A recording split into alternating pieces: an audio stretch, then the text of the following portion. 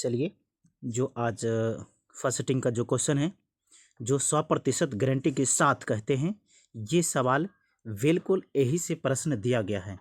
चलिए, सब अपने अपने आंसर को मिला लेना। चलिए, कहता है कि मीथेन के अणु का आकार होता है, क्या होता है? समचतुष्फलकीय होता है। समचतुष्फलकीय होता है। समचतुष्फलकीय होता है। चलिए, अगले सवाल हैं आपका 43 नंबर।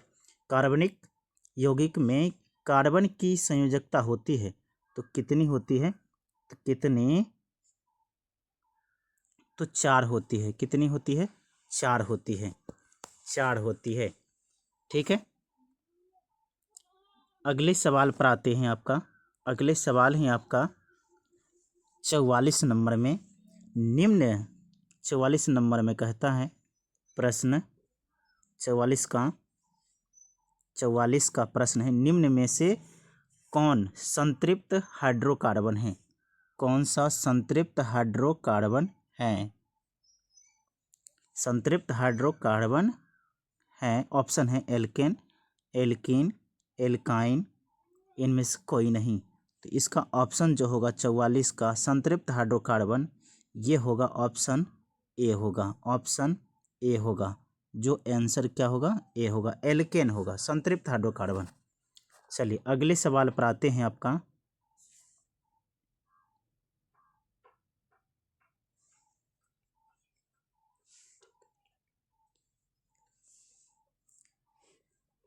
पैंतालीस का कहता है 45 का इथिलीन का IUPAC नाम क्या है? इथीन।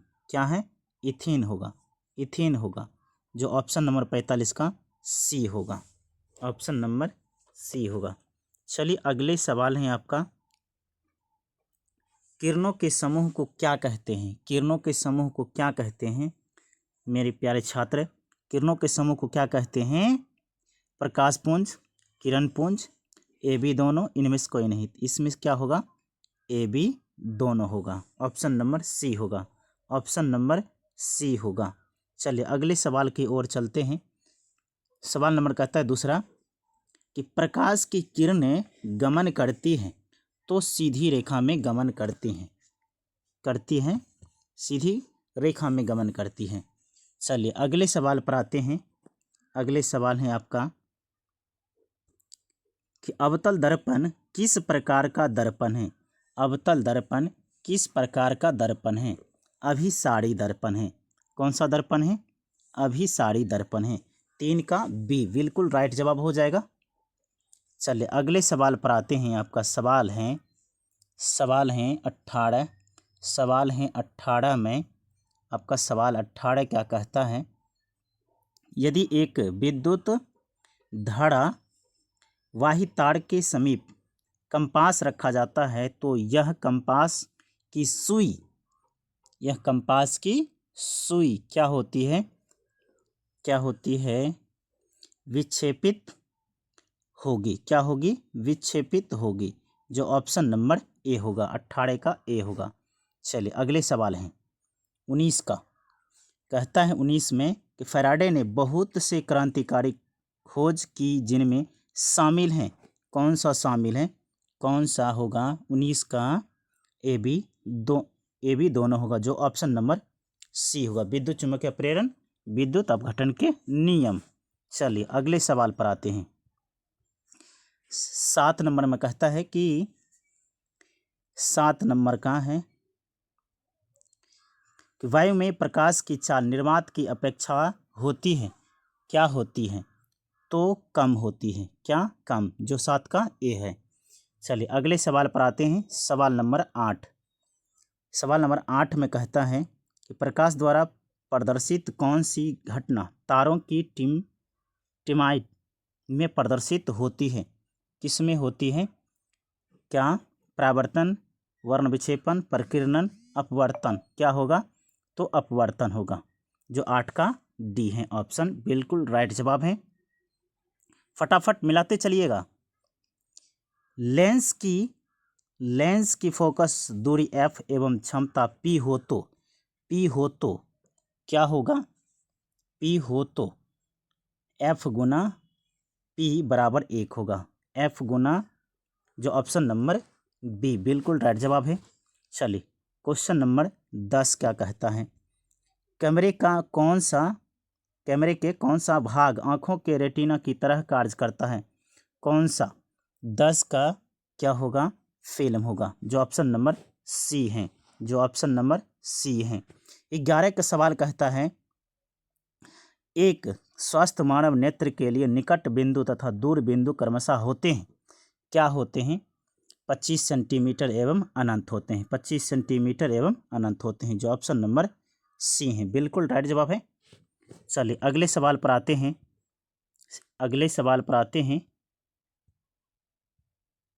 अगले सवाल हैं सवाल नंबर 12 पर। चंद्रमा पर खड़े अंतरिक्ष यात्री को आकाश प्रतीत होता है, कौन सा प्रतीत होता है? कौन सा प्रतीत होता है? कौन सा प्रतीत होता है? लाल, नीला, काला, उजला, कौन सा होगा? तो काला। क्या होगा? काला होगा, जो ऑप्शन नंबर सी है। मेरे प्यारे छात्र सभी अपना अपना मिला लीजिएगा आंसर, जो बिल्कुल राइट जवाब हम दे रहे हैं, और राइट एकदम बिल्कुल यही सब सवाल हैं। नेत्र की समंजन क्षमता कम हो जाने से उत्पन्न होता है, क्या उत्पन्न होता है? कौन सा उत्पन्न होता है? दूर दृष्टि दोष, जरा दृष्टि दोष, निकट दृष्टि दोष, क्या है? ऑप्शन नंबर 13 का जरा दृष्टि दोष होगा, जरा दृष्टि दोष होगा, जो ऑप्शन नंबर 13 का बी बिल्कुल राइट जवाब। सवाल नंबर कहता है 20, विद्युत मोटर परिवर्तित करता है, कौन सा परिवर्तित करता है? विद्युत ऊर्जा, कौन सा? विद्युत ऊर्जा को रासायनिक ऊर्जा में, विद्युत ऊर्जा को यांत्रिक ऊर्जा में, किस में करता है? विद्युत ऊर्जा को यांत्रिक ऊर्जा में, विद्युत ऊर्जा को यांत्रिक ऊर्जा में, जो ऑप्शन नंबर बी है, बिल्कुल राइट जवाब। अगले सवाल पर आते हैं, आपका सवाल नंबर कहता है 21 का, फ्लेमिंग के वाम हस्त नियम में बाएं हाथ की तर्जनी संकेत करती है, विद्युत बल की दिशा, विद्युत बल की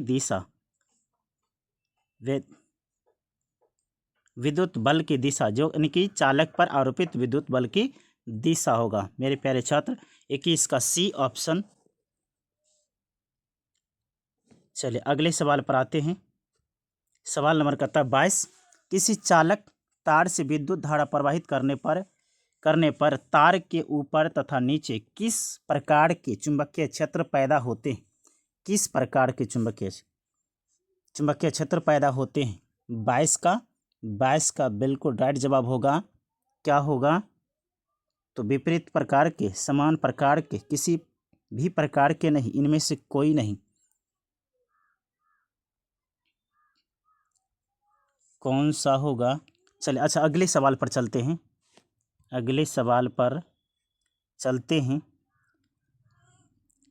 चलिए अगला है, जल विद्युत ऊर्जा किस प्रकार का ऊर्जा स्रोत है? किस प्रकार का?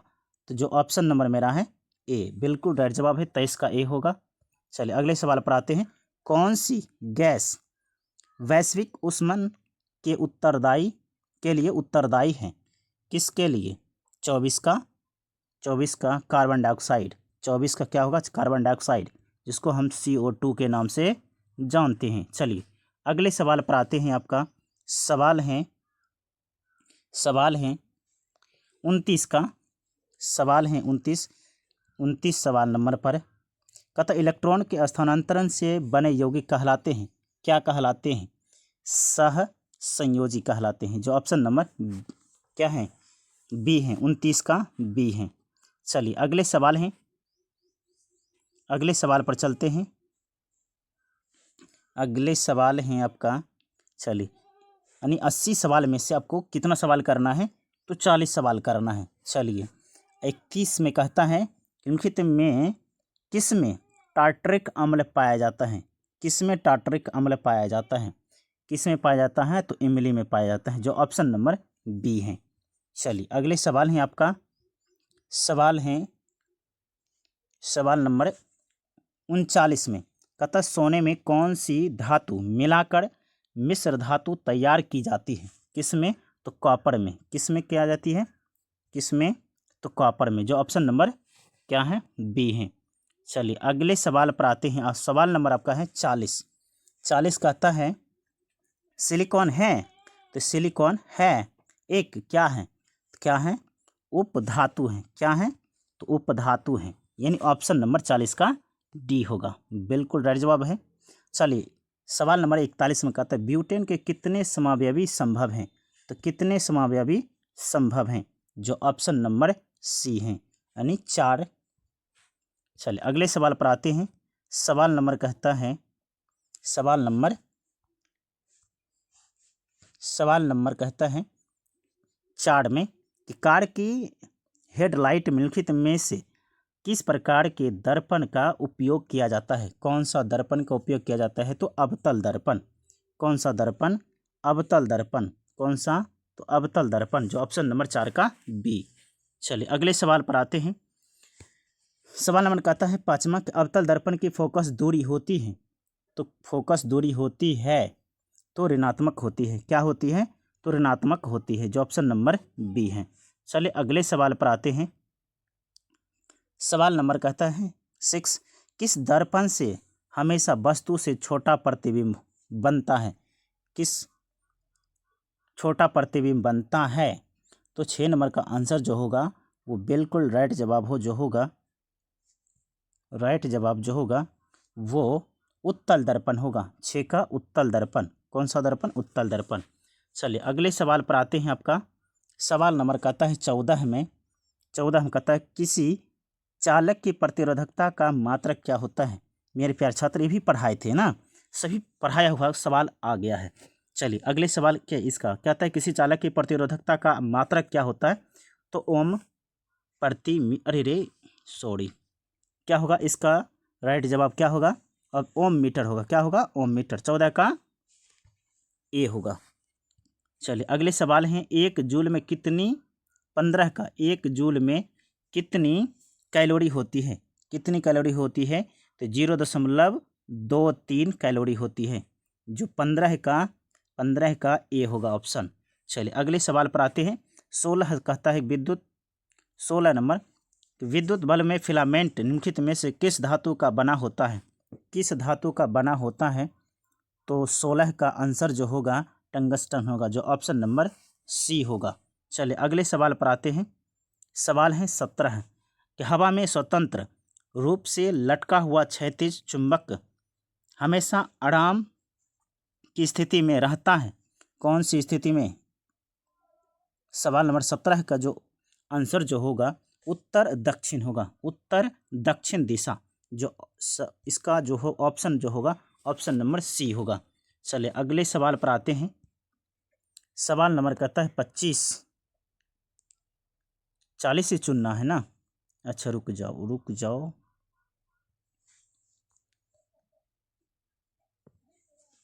सवाल 25 में कहता है कम्बक नाभिकीय विद्युत संयंत्र किस राज्य में स्थित हैं? कहाँ स्थित हैं? तो तमिलनाडु। कहाँ है? तो तमिलनाडु। जो ऑप्शन नंबर 25 का बी होगा। चलिए अगले सवाल पर आते हैं।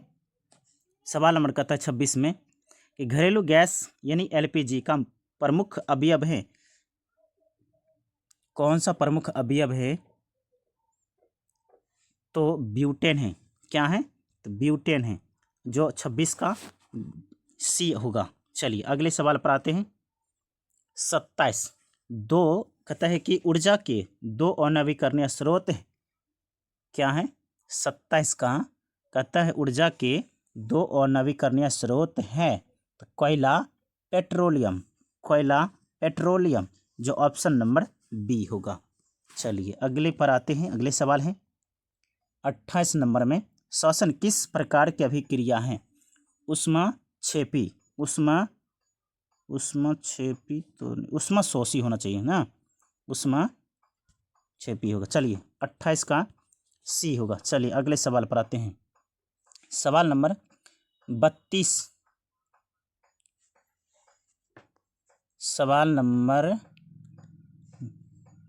अगले सवाल पर आते हैं। सवाल नंबर, चलिए 40 ही तो चुनना है ना, चुन देते हैं। चलिए अगले सवाल है 33 नंबर का कि अम्ल का जलीय विलयन विद्युत का संचालन करता है क्योंकि अम्ल जल में जल में आयनित होता है। क्या होता है? तो आयनित होता है, आयनित होता है। चलिए अगले सवाल आते हैं, सवाल नंबर 34 में। 34 अगले सवाल, अच्छा 34 को, अच्छा आगे बढ़ते हैं सवाल नंबर 35 पर। कहता है चींटी के डंक में कौन सा अम्ल पाया जाता है? चींटी के डंक में ना मेथेनोइक अम्ल।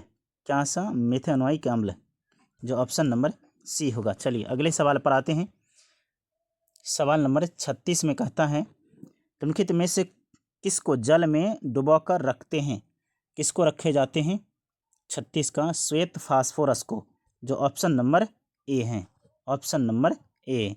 चलिए अगले सवाल पर आते हैं, अगले सवाल पर आते हैं। अगले सवाल हैं 37 सवाल में। कहता अयस्क में अशुद्धि के रूप में उपस्थित पदार्थ कहलाते हैं। क्या कहलाते हैं? क्या कहलाते हैं? तो गैंग कहलाते हैं, यानी अधात्री कहलाते हैं। चलिए अगले सवाल पर आते हैं। सवाल नंबर है 38, निम्नलिखित में से किस प्रकार को चाकू से आसानी से काटा जा सकता है? किसको काटा जा सकता है? चलिए इसका 38 का ए नंबर बिल्कुल राइट जवाब होगा। क्या होगा? अच्छा सॉरी बच्चों, निम्नलिखित में से किस धातु को चाकू से काटा जा सकता है, आसानी से काटा जा सकता है? तो ऑप्शन नंबर 38 का ए हुआ, जो ऑप्शन में ए में दिया हुआ है। ए में दिया हुआ क्या चीज़? Sodium, Na।